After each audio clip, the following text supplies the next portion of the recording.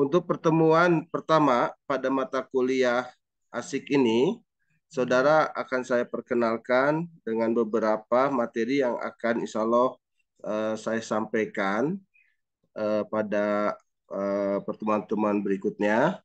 Nah, di antaranya adalah kita akan melihat silabinya terlebih dahulu, apa yang menjadi kajian di dalam analisis sistem informasi dan komunikasi ini, dan nanti kita juga akan mengetahui apa-apa saja yang dipelajari serta beberapa definisi tentang mata kuliah ASIK ini ya. ASIK singkatan dari analisis sistem informasi dan komunikasi. Nah, kurang lebih ini silabinya. Kita akan mengetahui apa tujuan mempelajari dari sistem informasi, lalu ada pengertian sistem, lalu kita akan mengetahui juga apa itu pengertian dari informasi, lalu pengertian dari manajemen, lalu komputerisasi dan SIM, organisasi sistem informasi, ada pengolahan informasi, ada pengambilan keputusan atau decision making, lalu ada peran SIM dalam mengambil keputusan, ya. Nah, sebelum kepada materi, saya akan ingin menjelaskan terlebih dahulu bahwa beberapa materi yang nanti akan saudara dapatkan ini bukan hanya untuk mata kuliah komputer yang biasanya saudara dapatkan waktu di SMA. Ini juga menyangkut kepada hal-hal yang berkaitan dengan pengolahan data, terutama data-data yang sekarang kita dapatkan itu menjadi sebuah data besar atau dengan istilah adalah big data ya. Nah, untuk menyimpan ataupun untuk mengolah big data ini atau apalagi misalnya saudara nanti berkecimpung dalam bidang foto, bagaimana menyimpan ya, lalu saudara memanage dengan baik, lalu merecall kembali ya. Jangan sampai saudara menyimpan ataupun menempatkan foto-foto yang lama ataupun yang penting itu menjadi lupa dan berserakan begitu saja. Nah, ini salah satu bentuk implikasi sebetulnya dari mempelajari mata kuliah asik ini ya. Nah, tetapi selain dari itu pun banyak contoh misalnya penyimpanan video ya dan sebagainya. Dan ini kita membutuhkan suatu manajemen dan membutuhkan suatu sistem ya. Nah, sistem inilah yang akan nanti kita pelajari. Baik, untuk pertamanya adalah terlebih dahulu saya akan memperkenalkan apa yang dinamakan dengan proses pengolahan informasi ya. Saya ambil dari pengertiannya Jugianto ya. Dia mengatakan bahwa proses komunikasi itu berasal dari fakta yang ada di dalam masyarakat, lalu fakta-fakta yang ini itu menjadi sebuah atau fenomena-fenomena ini menjadi sebuah data. Ketika fakta ini betul adanya dan itu menjadi sebuah bukti ya. Nah, bukti inilah menjadi kumpulan-kumpulan yang data, lalu data ini akan menjadi sebuah kumpulan informasi yang lengkap, yang terukur dan dapat dipercaya, dan inilah yang nanti akan kita dapatkan menjadi sebuah sistem informasi di dalam sebuah manajemen ya. Nah, lalu apa itu pengertian dari sistem informasi manajemen itu sendiri? Nah, sistem informasi manajemen sendiri itu terdiri dari tiga kata ya, yaitu sistem, lalu informasi, lalu manajemen ya. Nah, nanti kita akan membahas dari masing-masing pengertian, maka pengertian inilah yang akan membuat sebuah materi ataupun perkuliahan kita menjadi sebuah hal yang baru, yaitu menjadi sebuah mata kuliah yang asik ya.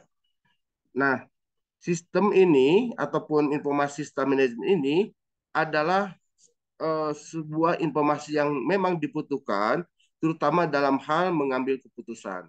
Nah, dalam hal pengambilan keputusan ini, itu bukan hanya dilakukan oleh para manajer, oleh para kepala kepala bagian ataupun kepala pimpinan-pimpinan sebuah perusahaan, tetapi itu juga berlaku pada diri individu dari kita ya. Jadi seorang itu ketika ingin membeli, ingin memutuskan, ingin mengambil ataupun ingin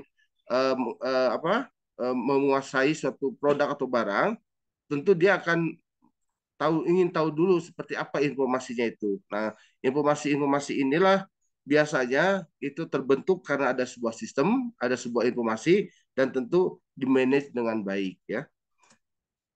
Nah, adapun beberapa komponen sistem itu memang saling berhubungan dan dia itu sistem itu saling bergantung satu dengan yang lainnya ya. Jadi kita akan mempelajari dulu apa itu sistem.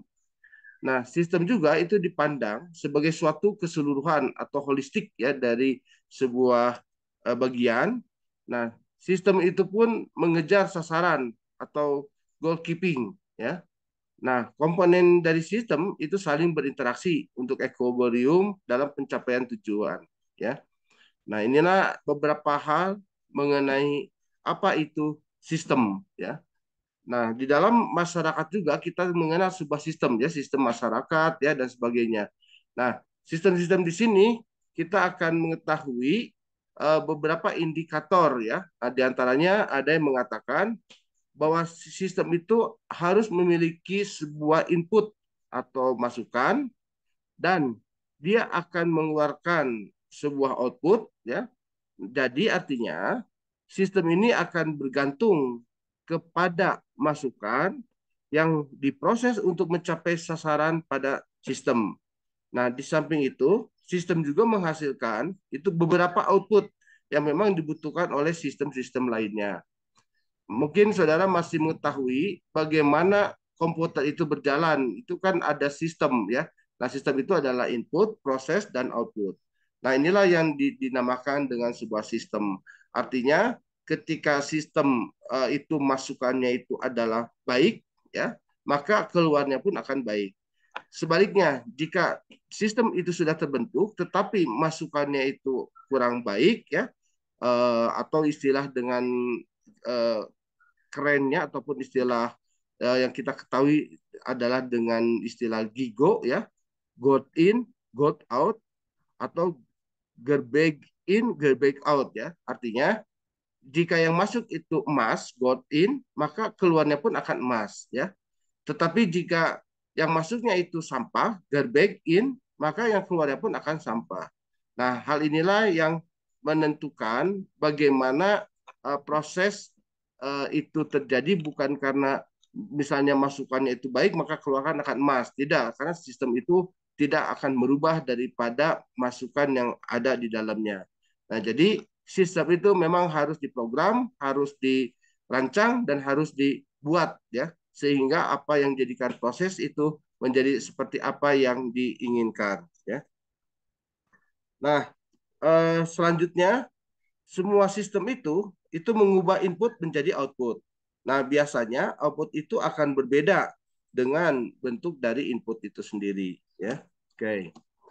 Nah, selanjutnya kita akan melihat bagaimana sistem itu menunjukkan adanya entropi. Nah, entropi itu menunjukkan tentang keadaan sistem tertutup. Jadi tidak ada input dan luar dari sistem itu sendiri. Artinya di mana setiap elemen itu bergerak menuju keadaan yang tidak terorganisasi dan ketidakmampuannya untuk mendapatkan serta mengolah input. Sehingga sistem tersebut tidak sanggup menghasilkan sebuah output. Ya. Oke. Nah, lalu sistem itu harus memiliki atau mempunyai suatu cara untuk dia itu saling mengatur antara komponen-komponennya yang saling berinteraksi agar tujuan sistem itu bisa dapat tercapai. Oleh sebab itu, maka di dalam sebuah manajemen itu dibutuhkan yang namanya dikenal dengan istilahnya POAC ya, planning, organizing, actuating, controlling ya dan evaluating ya. Jadi harus adanya perencanaan, pengendalian yang terkontrol serta adanya umpan balik dan itu harus dikaitkan dengan fungsi dan pengaturan tersebut ya. Nah, sama seperti halnya sebuah sistem informasi ini pun akan bermanfaat ketika memang sistem itu sudah berjalan ya. Contoh sekarang itu banyak orang membuat konten ya dan konten-konten itu menjadi sebuah eh, menjadi sebuah pekerjaan yang profesi tersendiri, dan tentunya hal tersebut itu menjadi sebuah sistem yang terbiasa, dan di mana setiap orang yang bekerja dalam pembuatan konten itu memang memiliki planning ya untuk perencanaan apa yang akan dia buat ya, lalu bagaimana membuatnya, prosesnya, lalu dia akan menghasilkan sebuah produk dan dia akan dipublish ya, dan setelah itu apa yang terjadi pasti dia akan evaluasi dan dia akan membuat lagi ya. Nah, sistem itu dia berbentuk ataupun uh, berupa uh, apa bukan sirkuler, tapi dia itu berupa sirkuler, artinya dia terus-menerus berputar ya, sehingga menjadi sebuah equilibrium ya, jadi dan dia akan mencapai dan pada titik tentu dan dia akan terus terus berproses ya. Oke. Nah, sistem itu biasanya itu memang terdiri dari beberapa dari subsistem itu sendiri ya. Dan tentunya akan lebih kecil dari dari sistem yang di atasnya. Nah, adanya sistem kecil ini di dalam sistem yang lebih besar itu membentuk sebuah hierarki dan menjadi karakteristik teori sistem. Nah, oleh sebab itu, jika saudara nanti amati ada namanya teori sistem ya. Sistem itu terbentuk dari beberapa subsistem yang kecil ya. Nah, selanjutnya dalam sistem yang kompleks itu biasanya dapat ditemukan adanya beberapa diferensiasi, yaitu tiap unit khusus untuk menangani tugas yang khusus ya. Nah, sistem juga biasanya menunjukkan akhir yang sama ya, yaitu beberapa keadaan akhir yang memang dapat dicapai dan berbagai jalur atau titik awal yang sangat berlainan ya.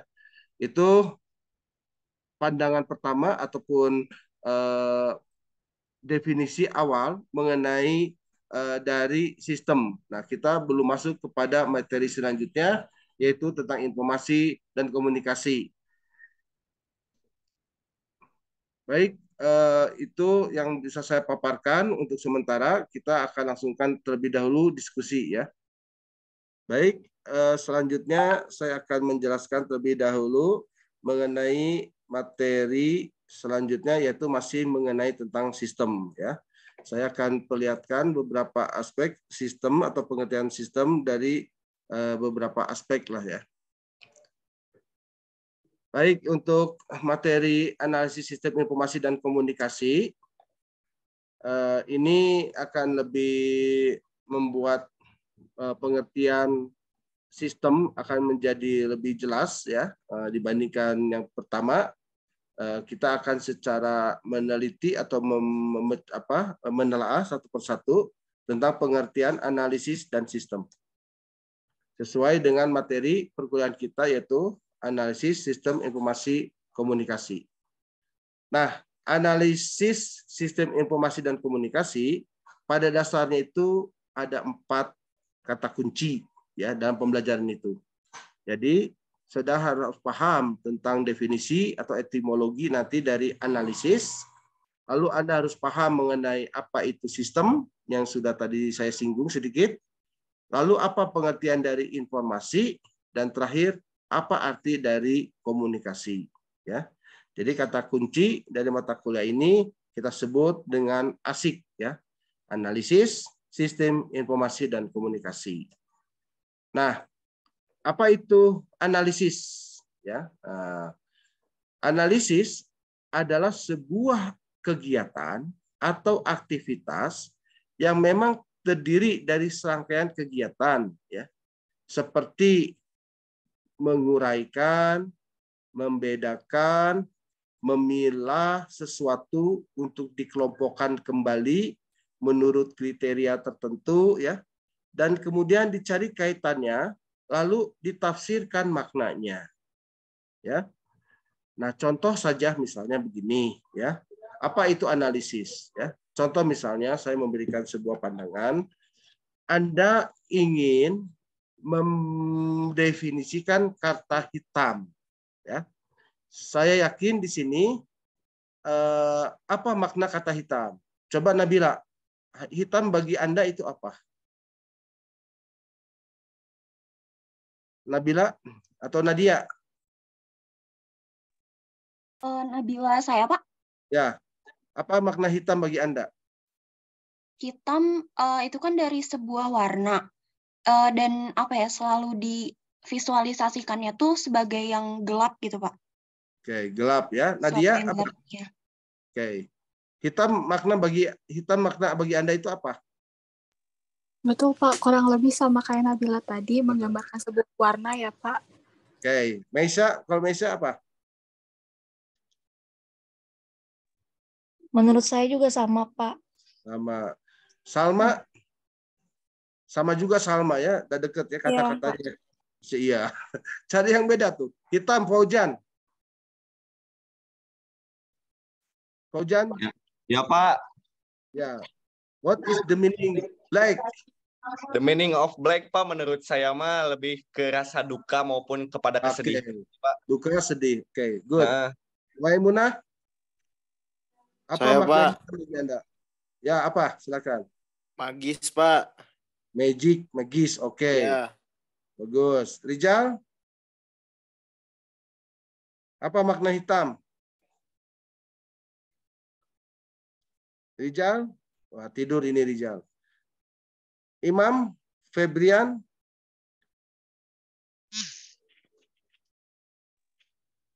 Sesat, Pak. Hitam adalah sesat. Simran? Mana Simran? Menurut saya hitam identik dengan sesuatu yang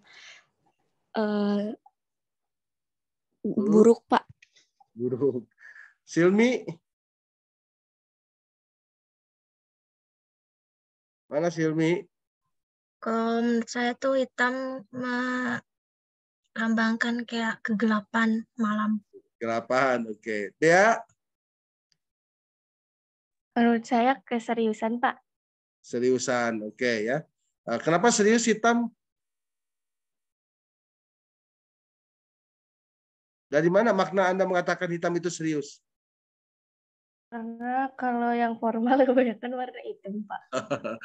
Jadi kalau orang menggunakan baju hitam itu jauh lebih gimana? Bukan serius, tapi apa? Gagah. Lebih Perkasa. cool, Pak. Nah, cool ya. Nah, itu Soalnya ya. cowok kalau pakai baju hitam cool, Pak. Oke. Lalu satpam juga kalau pakai baju hitam gimana? Gagah tidak? Sekarang kalau satpam menggunakan baju pink seperti bagaimana? Cute, Pak. Cute. Baik ya. Nah, maknanya adalah bahwa kita akan merangkaikan sebuah makna warna hitam. Nah, ini kita akan mengurai dan membedakan dan memilah sesuatu yang dikelompokkan menurut kriterianya, ya. Nah, tadi ada mengatakan hitam itu adalah berduka, hitam itu adalah kesedihan, kegelapan, kekelaman, ya, dan sebagainya. Tapi ada juga katanya hitam itu adalah gagah, ya. Hitam itu adalah keperkasaan, hitam itu adalah, nah, kan maknanya bermacam-macam. Nah, inilah yang dinamakan bagaimana kita menganalisis sesuatu hal terhadap suatu objek ataupun benda, ya. Nah, yang kita analisis sekarang itu adalah warna, ya. Nah, nanti hal inilah kita akan mengurai dan membedakan dan memilah, ya. Menurut si ini ini hitam itu adalah begini, ini begini, begini, dan itu tidak salah, ya. Sama seperti halnya warna misalnya merah, ya. Merah itu katanya gagah, berani, ya, berani mati, ya. Ataupun warna hoki, ya, kalau orang Cina itu semuanya dinamakan warna merah. Bahkan ketika menikah itu warna merah, meninggal warna merah, ya, semuanya merah, ya. Nah, seperti itu. Nah, inilah yang dibutuhkan analisis, ya, yang tentu analisis ini tidak akan sama dan tidak ada kebenaran makna di dalamnya, tergantung kepada seseorang itu memaknai apa yang terkandung ke dalam atau yang dipercaya dianut oleh sebuah masyarakat tertentu, ya, itu.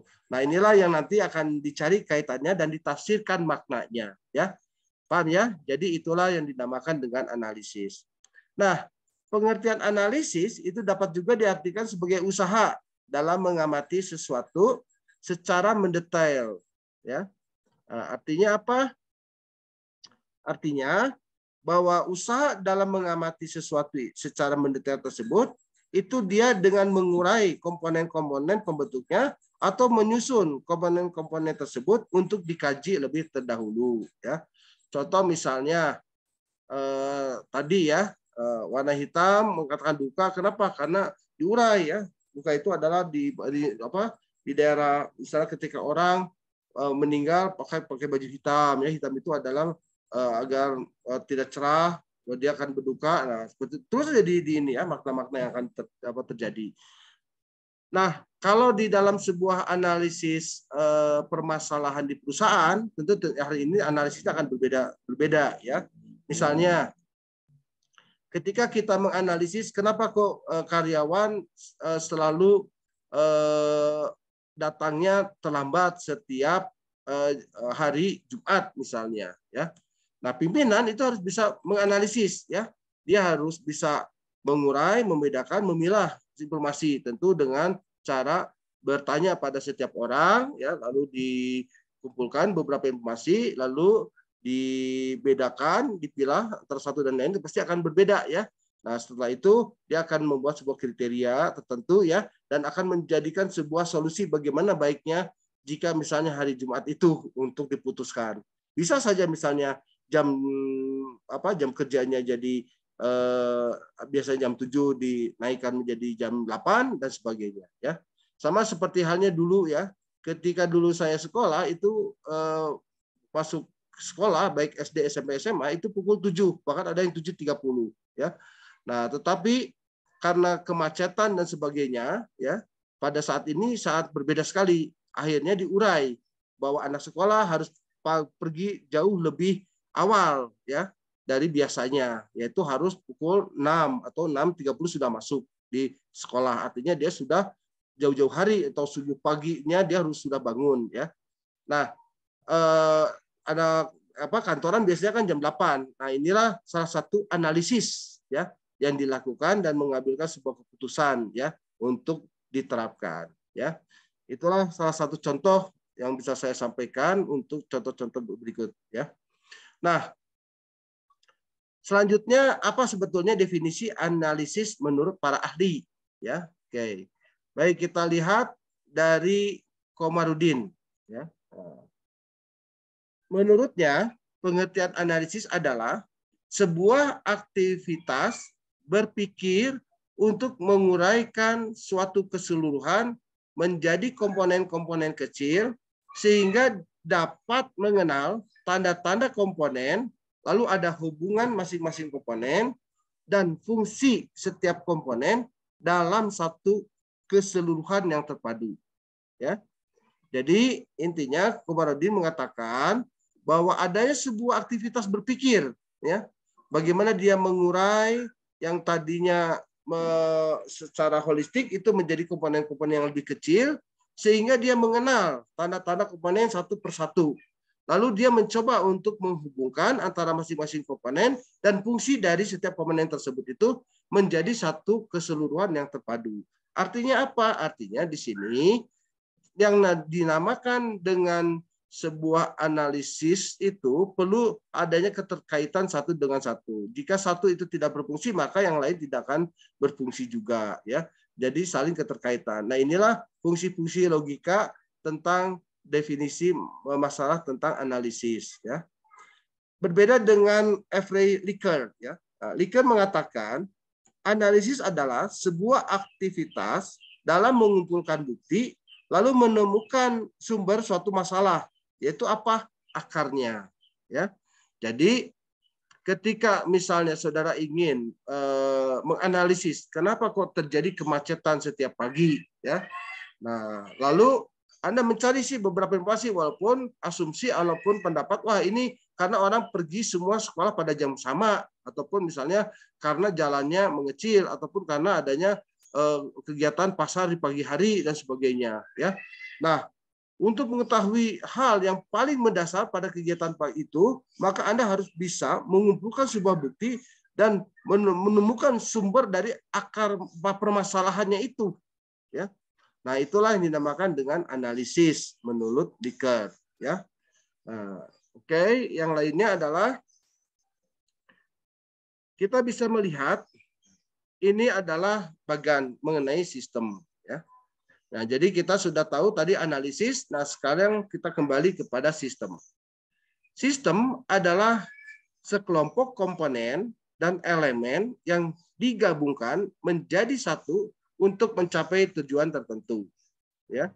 Contoh saja misalnya begini. Anda misalnya berserikat dan berkumpul di dalam suatu kegiatan senat. Ya. Kenapa? Karena Anda itu ingin membentuk ataupun ingin membuat sebuah kegiatan yang nanti legal formalnya diakui oleh universitas dan kegiatannya lancar dalam pencarian dana dan sebagainya dan diakui ya secara formal pun oleh masyarakat ataupun secara umum lah ya seperti itu. Maka dibuatlah yang namanya kelompok-kelompok ataupun misalnya suatu organisasi ya yang tentu di dalamnya ada sebuah sistem. Artinya memang dia itu terdiri dari beberapa orang dan ditetapkan tujuannya itu apa dan itulah secara tidak langsung menjadi sebuah sistem ya yang ada di dalam atau melekat pada organisasi tersebut ya. Jadi itu ya. Jadi sistem adalah sekelompok komponen dan elemen yang digabungkan menjadi satu untuk mencapai suatu tujuan tertentu. Nah, jika dilihat dari gambar sebelah kiri di layar, tentu kita akan melihat yang namanya organisasi atau yang di dalamnya adalah ada sebuah sistem, pasti dia memiliki tujuan, ya. Nah, tujuan apapun dari sebuah organisasi, perusahaan, lembaga ataupun apapun, pasti dia ada yang namanya mekanisme pengendalian, ya. Terbayang oleh kita jika misalnya kurang pengendalian, maka beberapa kejadian yang menimpa pada sebuah organisasi atau perusahaan di dalam sebuah sistem itu akan loss, ya, akan tidak terkendali ataupun akan terjadi suatu hal yang buruk. Contoh yang sudah terbukti ya di negara saja misalnya kita mengenal asuransi Jiwasraya ya yang terkena korupsi ataupun kolab ya gara-gara korupsi pada pimpinan yang salah kaprah dalam investasi ataupun Fabri ya pensiunan ABRI ya yang itu kan korupsi yang mega untuk tahun inilah ya untuk beberapa tahun ini ya. Nah, karena apa ya? Karena tidak adanya sebuah pengendalian yang bagus secara internal ya seperti itu. Nah, oleh sebab itu kita jika melihat dari sebuah sistem, kita akan melihat misalnya apa tujuan yang ditetapkan, bagaimana mekanisme pengendalian, dan tentu kita akan melihat bagaimana prosesnya. Prosesnya itu pertama dari input, ya, ada masukan, lalu ada transformasi atau proses, lalu ada output. Nah, output ini tidak langsung pada input, tapi ada proses pengendalian atau controlling, ya. Nah, controlling ini tetap kita harus menunggukan kepada sebuah mekanisme yaitu apa sih tujuan awal kita untuk membuat sebuah organisasi tersebut ya. Lalu ada kegiatan lagi input ya, lalu ada transformasi atau proses dan output. Demikian terus berulang menjadi sirkuler ya. Inilah yang dinamakan dengan sebuah sistem ya. Sistem ini bukan hanya pada mesin tetapi pada sebuah organisasi ataupun dari kegiatan manusia pun sama seperti ini ya. Nah, ada beberapa hal pengertian sistem menurut para ahli, ya. Ini yang lebih sederhana dibandingkan daripada yang awal. Saya ambil dari Jogianto, ya. Sistem adalah kumpulan dari elemen-elemen yang berinteraksi untuk mencapai suatu tujuan tertentu, ya. Nah, sistem ini itu menggambarkan suatu kejadian dan kesatuan yang nyata. Seperti misalnya ada tempat, ada benda, ada orang-orang yang memang betul-betul ada dan terjadi, ya. Itu sistem. Beda halnya dengan Murdik ya. Murdik mengatakan bahwa sistem adalah seperangkat elemen yang membentuk kumpulan atau prosedur atau bagian-bagian pengolahan yang mencari suatu tujuan bagian atau tujuan bersama dengan mengoperasikan data dan atau barang pada waktu rujukan tertentu untuk menghasilkan informasi dan atau energi ataupun barang ya. Itu adalah pengertian sistem dari beberapa ahli. Nah, jadi bagaimana kesimpulan dari pengertian tentang sebuah sistem? Nah, kita bisa merangkum sistem adalah suatu kesatuan yang terdiri dari subsistem atau komponen atau unsur yang saling terkoneksi atau berhubungan dan keadaannya ketergantungan di antara bagian-bagiannya satu sama lain, baik dia secara struktural maupun secara fungsional. Ya, itulah definisi dari sebuah sistem. Nah, adapun pengertian sistem secara struktural itu adalah adanya keterkaitan di mana kedudukan yang jelas di antara sub-subsistem dalam sebuah sistem, dan keterkaitan di sini berupa garis-garis koordinasi, baik garis-garis interaksi satu terhadap yang lainnya. Kita mengenal beberapa garis lurus, garis titik-titik, ya, garis diagonal. Hal itulah yang membuat namanya sebuah struktur di dalam sebuah hierarki organisasi, ya. Itu. Baik. Nah, adapun secara fungsional, sistem itu adalah adanya suatu proses atau usaha atau suatu kegiatan untuk mencapai hasil atau tujuan tertentu. Nah, suatu sistem secara fungsional itu selalu mempunyai tujuan sistem secara keseluruhan dan tentu akan diupayakan pencapaiannya melalui sebuah fungsi yang terpadu dari seluruh sub-subsistem yang membentuknya. Nah, itu pengertian sistem secara fungsional. Nah, bagaimana sasaran dari sistem? Ya. Sasaran ataupun tujuan dari suatu sistem adalah suatu sistem pasti memiliki tujuan atau objeknya, ya, atau tepatnya adalah sasarannya. Nah, sasaran dari sistem itu sangat menentukan sekali masukan yang dibutuhkan oleh sistem dan keluaran yang tentu dihasilkan oleh sistem itu sendiri. Ya. Nah, suatu sistem itu dikatakan berhasil bila dapat mencapai sasaran atau tujuannya. Ya. Nah, adapun karakter-karakter dari sebuah sistem adalah pertama bahwa komponen sistem itu saling berhubungan dan tergantung kepada satu dengan yang lainnya. Kedua, sistem itu dipandang sebagai suatu holistik ataupun sebagai suatu keseluruhan. Ya. Dan ketiga, sistem adalah pengejaran dari sistem adalah pengejar sasaran atau goal keeping, dan komponen sistem itu saling berinteraksi untuk equilibrium pencapaian tujuan. Ya. Jadi komponen-komponen itu saling berinteraksi dan dia akan mencapai suatu kesepakatan dan untuk keseimbangan dalam suatu tujuan itu sendiri. Nah, sistem itu mempunyai input atau masukan dan output dari keluaran. Nah, sistem itu tergantung pada masukan yang diproses untuk mencapai sasaran sistem. Di samping itu, sistem juga menghasilkan beberapa output yang memang dibutuhkan oleh sistem-sistem lainnya. Nah, ya, makanya semua sistem itu mengubah input itu menjadi output. Biasanya bentuk output itu akan berbeda bentuknya dari input. Ya. Nah, ini adalah beberapa ciri-ciri karakteristik mengenai sistem. Dari selanjutnya, ya, dari penjelasan selanjutnya. Sistem itu adalah adanya entropi. Entropi itu adalah menunjukkan keadaan sistem tertutup dan tidak ada input dari luar sistem. Nah, di mana tiap elemen itu bergerak menuju ke keadaan yang tidak terorganisasi dan ketidakmampuan untuk mendapatkan serta mengolah input. Sehingga sistem tersebut tidak sanggup menghasilkan output. Ya. Lalu sistem itu harus mempunyai satu cara untuk bisa mengatur komponen yang saling berinteraksi agar tujuan sistem itu tercapai. Baik perencanaan, pengendalian, serta umpan balik yang harus dikaitkan dengan fungsi pengaturan tersebut. Ya. Penjelasan ini telah saya utarakan tadi di awal. Ya. Oke. Baik, ini karakter-karakter selanjutnya, ya, yang sudah diungkapkan di awal, dan ini adalah yang hadir pada hari ini. Ya. Untuk selanjutnya kita akan melakukan tanya jawab pada pertemuan hari ini. Ya, silakan.